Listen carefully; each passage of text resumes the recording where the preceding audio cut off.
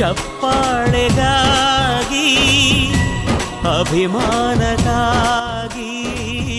ಕನಸು. ಎಲ್ರಿಗೂ ನಮಸ್ಕಾರ.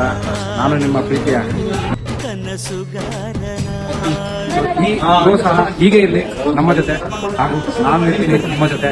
ನೀವು ಇಂತಿ ನಿಮ್ಮ ಪ್ರೀತಿಯ ಹೊಸಪೇಟೆ ಹುಡುಗ. ಸರಿ, ಥ್ಯಾಂಕ್ ಯು.